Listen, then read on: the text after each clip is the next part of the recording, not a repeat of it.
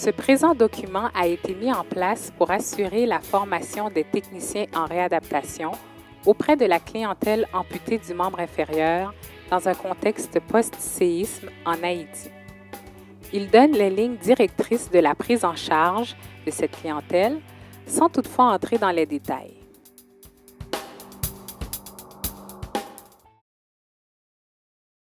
Priorité de la phase pré-prothétique.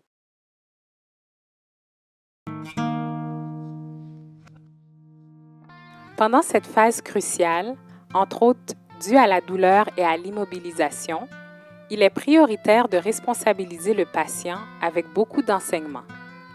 Cette stratégie permettra de diminuer l'anxiété du patient, mais surtout outillera ce dernier pour prévenir les complications. Dans le contexte de réadaptation, le travail en équipe multidisciplinaire est primordial. L'équipe psychosociale devrait être intégrée dès le début pour assurer l'adaptation du patient et de ses proches à cette nouvelle condition.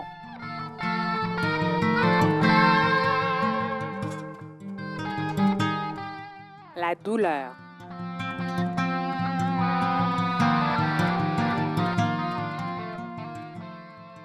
Des questions seront posées aux patients concernant la douleur fantôme, la sensation fantôme et la douleur au moignon. Il sera important de lui expliquer la différence entre ces trois symptômes. Le massage du moignon est une des techniques efficaces de désensibilisation pour traiter la douleur. Il est également important d'évaluer l'intégrité de la peau et des cicatrices.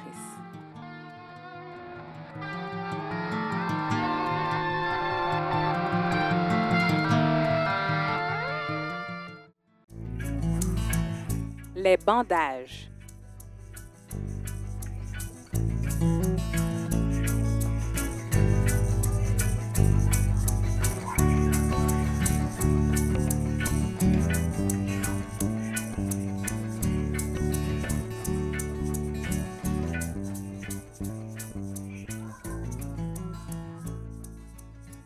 Le bandage permet de diminuer l'œdème, donner une forme adéquate au moignon, diminuer la douleur et désensibiliser le moignon.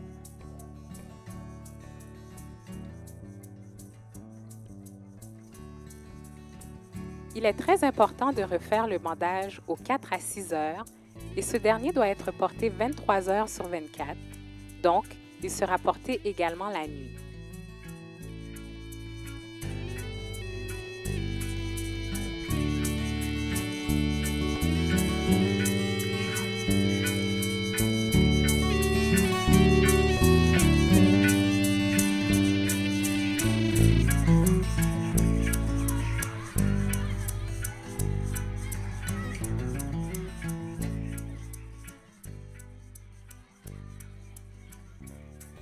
Il faut que la compression soit plus importante en distal qu'en proximal du moignon pour permettre la diminution de l'œdème et favoriser une forme adéquate du moignon. Le bandage doit être lavé régulièrement avec un savon doux et séché à plat.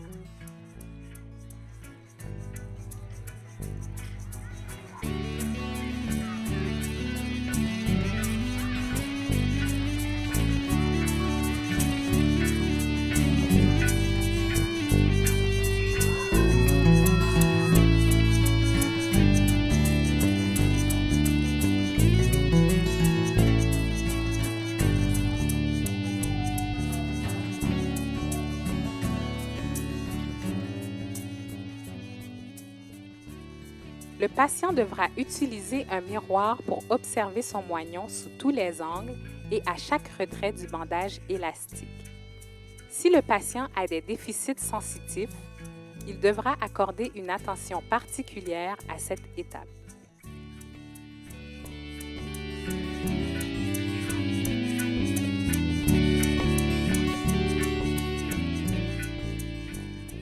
Le positionnement. Pour éviter l'installation de rétraction musculaire, soit une perte de souplesse due à une mauvaise posture, il est important d'utiliser un bon positionnement et un programme d'exercice d'étirement.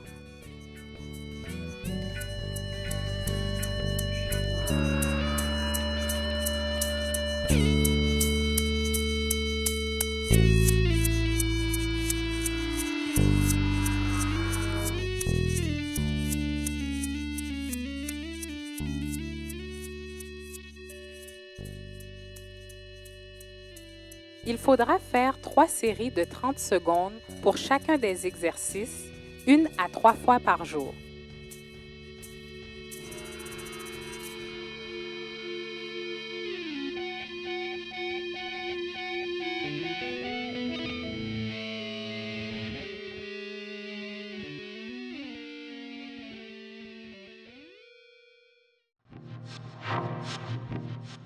Pour ce qui est du positionnement, il faudra maintenir la position 10 minutes, 1 à 3 fois par jour.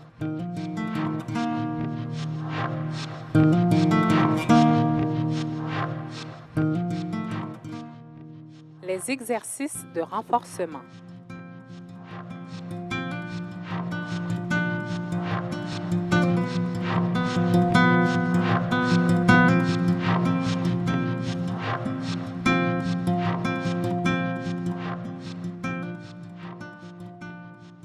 Pour optimiser la mobilité et l'autonomie, il faudra débuter rapidement un programme de renforcement musculaire, sans oublier la pratique d'activités de mobilité fonctionnelle.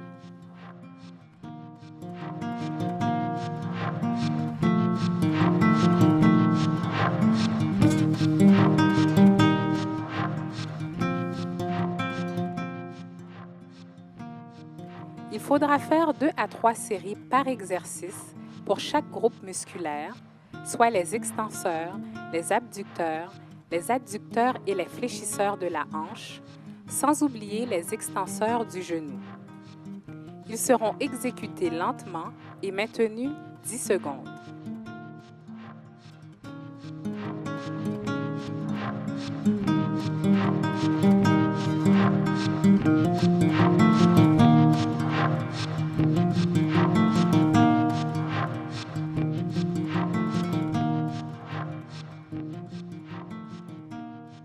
La phase unipodale. Pour optimiser la fonction lors de l'attente de l'appareillage ou lors des déplacements sans la prothèse dans les activités de la vie quotidienne, il est important de travailler les éléments suivants: l'équilibre, les transferts, la marche, les escaliers, traverser les obstacles, monter et descendre une pente, la chute et le relevé du sol.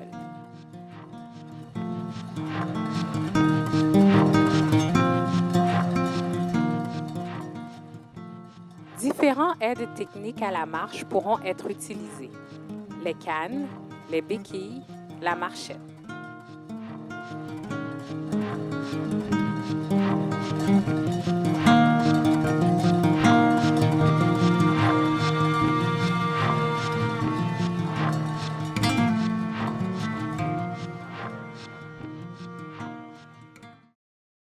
Les activités de mobilité en pré-prothétique. L'objectif ici est d'optimiser l'autonomie du patient et de limiter les conséquences liées à l'alitement et à l'immobilisation. Le transfert assis à assis. Le patient avance les fesses, place sa main la plus près de la chaise sur l'appui-bras, puis l'autre main sur le lit. Le patient soulève ensuite ses fesses en les pivotant vers le lit. Il est important pour ce transfert que les triceps, les grands dorsaux, les fessiers et les quadriceps aient une force suffisante. Il faut également que le patient ait un bon équilibre assis. Le transfert assis à debout. Le patient avance ses fesses au bord de la chaise, place son pied sain sous la chaise, place une de ses mains sur un appui-bras et l'autre sur ses béquilles accolées. Il penche tranquillement son tronc vers l'avant et, en poussant sur ses jambes et ses mains, se met debout. Une fois debout, il transfère une de ses béquilles dans l'autre main. Il est primordial que le patient ait une amplitude de flexion dorsale suffisante pour qu'il puisse placer son pied sous la chaise. Le patient devra déployer une force suffisante des muscles cités lors du transfert assis à assis. Descendre au sol et se relever. Il est primordial qu'une personne amputée du membre inférieur sache comment se relever car les chutes sont fréquentes chez cette population. Le patient doit aller porter les mains au sol en pliant le genou et doit se retourner pour s'asseoir du côté de la jambe saine. Pour se relever, la séquence inverse est utilisée. Plusieurs autres techniques existent pour descendre et se relever du sol.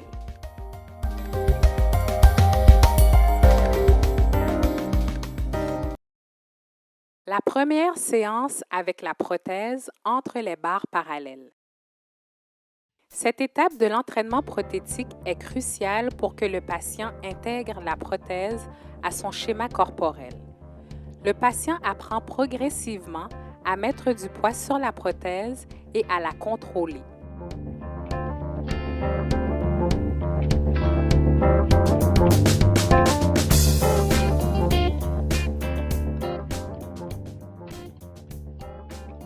Le technicien en réadaptation est constamment appelé à travailler en équipe avec le prothésiste tout au long de la réadaptation du patient. Lors du premier essayage, le prothésiste s'assure de l'alignement de la prothèse, du confort du patient et évalue s'il doit faire des ajustements. Il faut que le patient enlève régulièrement la prothèse et vérifie l'état de sa peau. Il est important de laver la prothèse chaque soir avec du savon et de l'eau tiède. De plus, il ne faut pas l'exposer directement au soleil. Avant de sortir des barres parallèles, le patient doit rencontrer certains préalables, soit un schéma de marche adéquat, un bon équilibre debout, ainsi qu'un report d'appui de 50% de son poids corporel sur la jambe prothétique.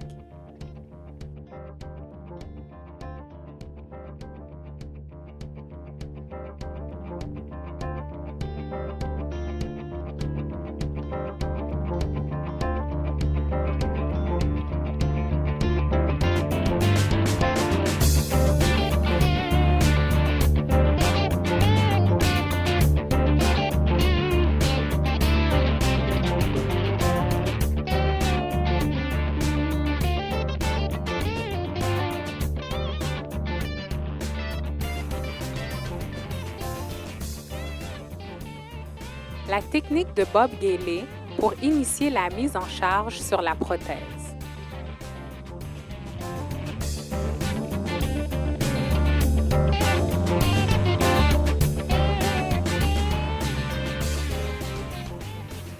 Le patient est debout entre les barres parallèles, les pieds à la largeur des hanches en position statique. Il effectue lentement des transferts de poids de gauche à droite, d'avant-arrière et en diagonale. Chaque exercice devrait être bien maîtrisé avant de débuter le suivant. 2 pèse-personnes peuvent être disposées sous les pieds du patient pour observer la différence de mise en charge sur chacune des jambes.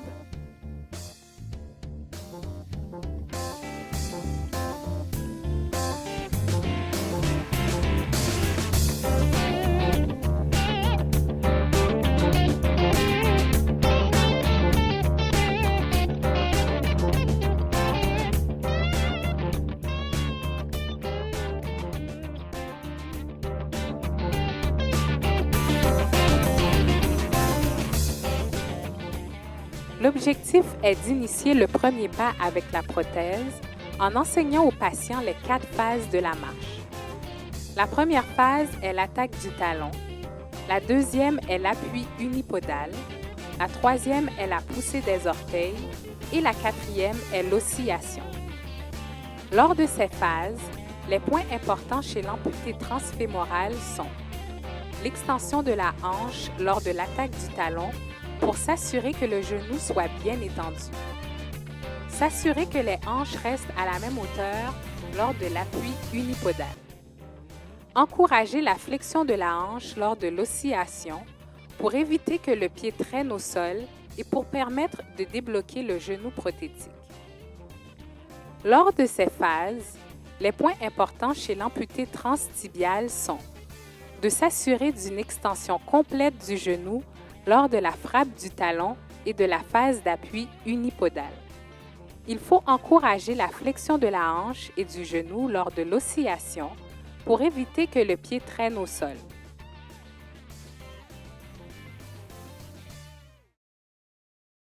La locomotion avec la prothèse.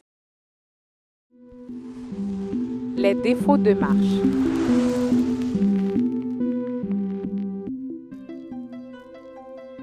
Il est primordial d'observer et de corriger les compensations à la marche, car celles-ci amènent une augmentation du coût énergétique et du risque de complications ultérieures. Les défauts à la marche peuvent être causés par plusieurs facteurs, tels qu'un mauvais alignement prothétique ou des déficiences propres aux patients. Par exemple, une diminution d'équilibre, de force ou de recrutement musculaire peuvent causer des compensations. Un patron de marche symétrique est de mise. Lorsque le membre prothétique oscille, il est possible que le pas soit plus long que celui du côté sain, dû à une diminution de report d'appui sur la prothèse. Concernant les techniques de marche spécialisées, il est important d'inclure la marche de côté, de reculons et le demi-tour. L'état de la peau lors du port prothétique. Les rougeurs non tolérées chez l'amputé transfémoral sont haleine, au grand trochanter et à l'extrémité antérodistale du fémur. Les rougeurs non tolérées chez l'amputé transtibial sont aux extrémités distales du tibia, de la fibula et des tendons des ischio-jambiers.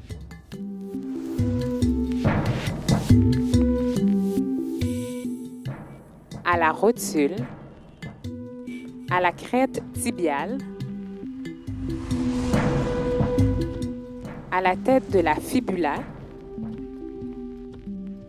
ainsi qu'aux plateaux tibiaux. Lorsque ces rougeurs sont observées, il faut alors informer le patient de ne pas porter sa prothèse et le référer au prothésiste pour ajuster l'emboîture. La progression des aides techniques.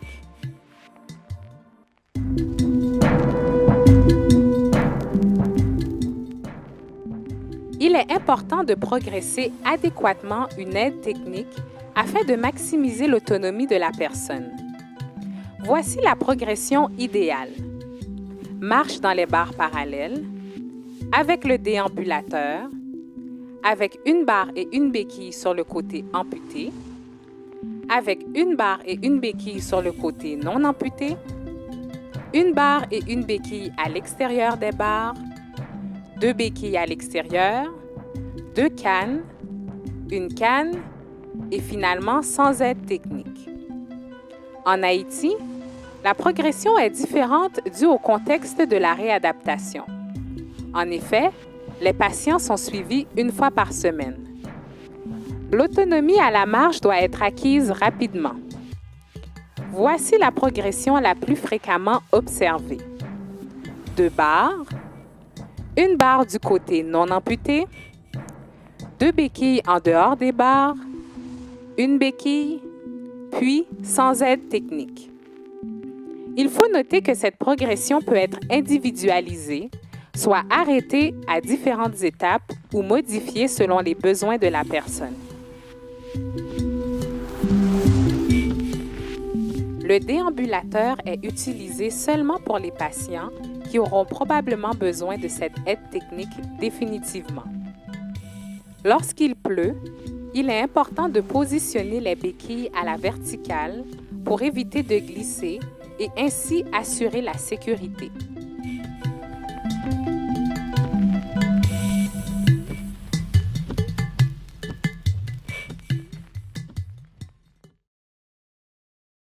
La marche dans la communauté. La signification du mot Haïti en arawak est terre montagneuse.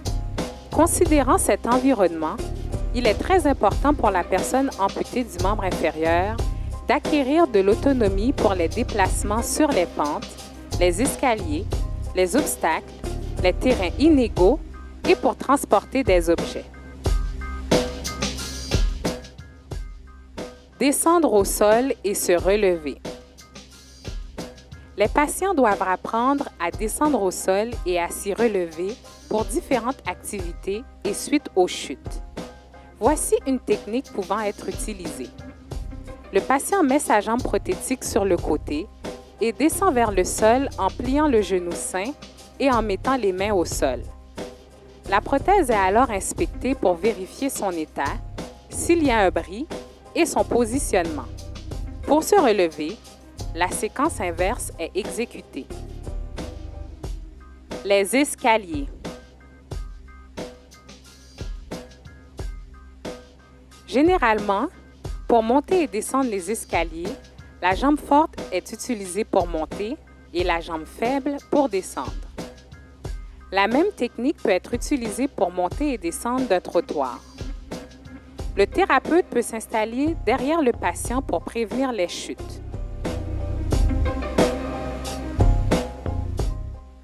Le patient pourra ainsi s'asseoir sur le thérapeute et ce dernier sur la marche en cas de chute à la descente et ainsi assurer la sécurité du patient.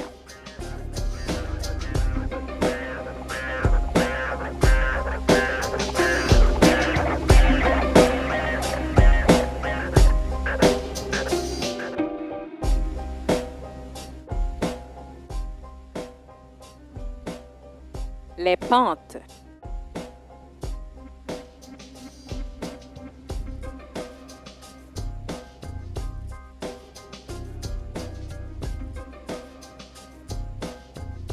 La règle générale pour monter une pente est l'utilisation de la jambe forte en premier. Le patient initie la descente avec la jambe la plus faible.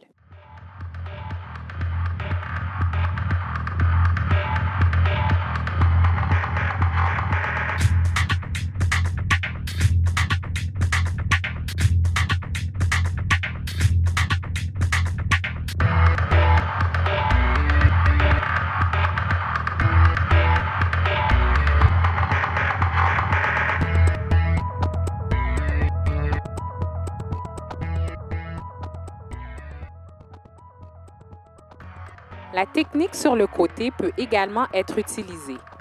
Le même principe s'applique encore ici.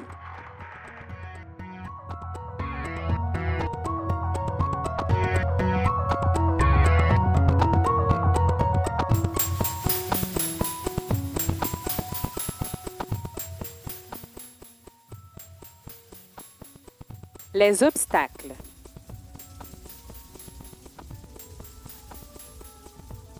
Pour enjamber un obstacle, le membre prothétique est déplacé en premier.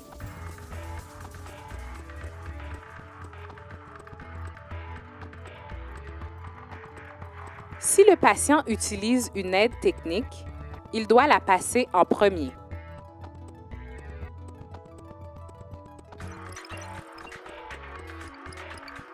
Les terrains inégaux.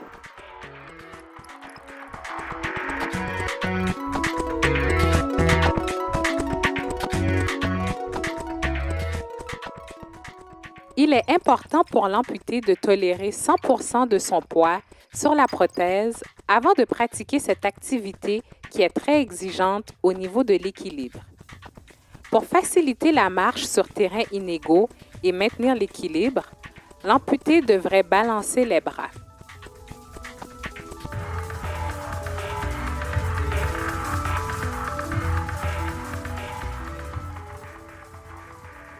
Le transport d'objets.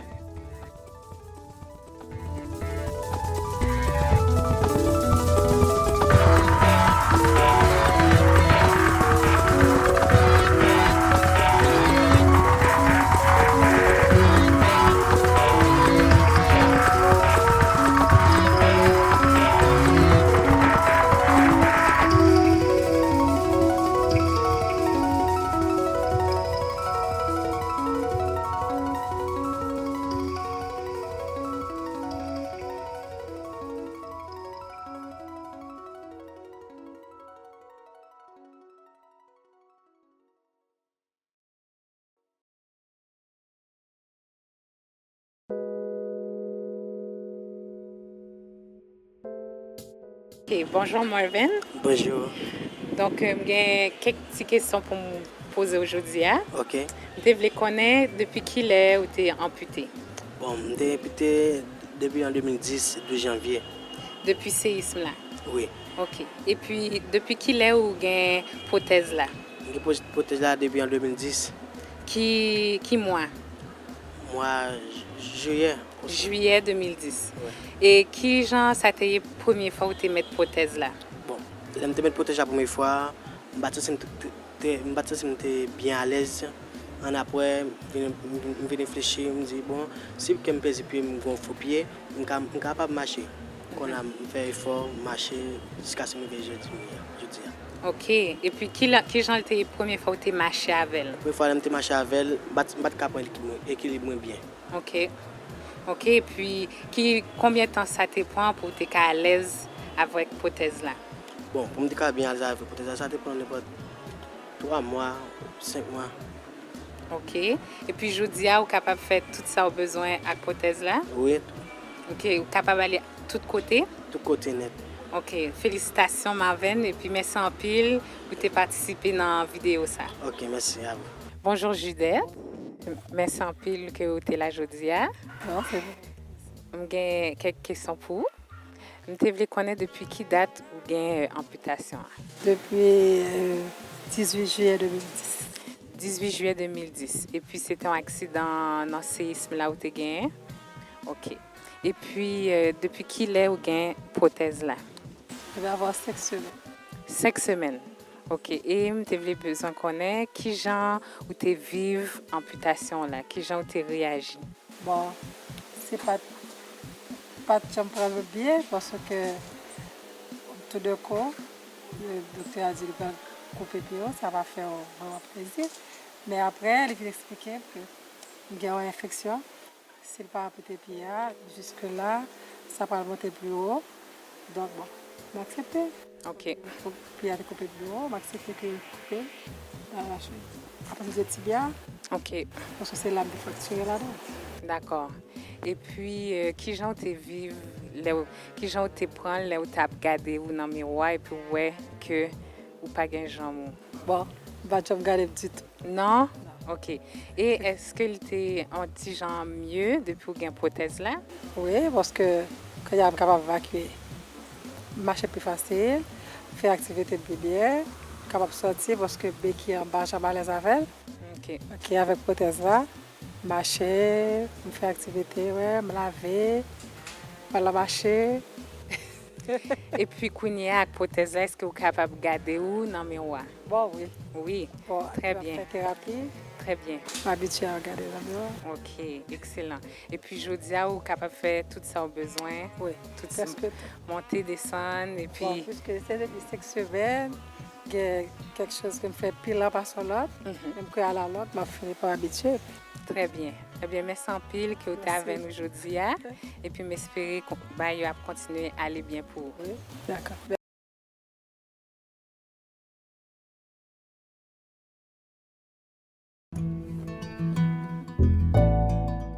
Le technicien en réadaptation au sein de l'équipe multidisciplinaire a un rôle important à chacune des étapes du processus. Il doit apprendre à collaborer étroitement avec le physiothérapeute, l'ergothérapeute, le médecin, le prothésiste et doit référer aux besoins.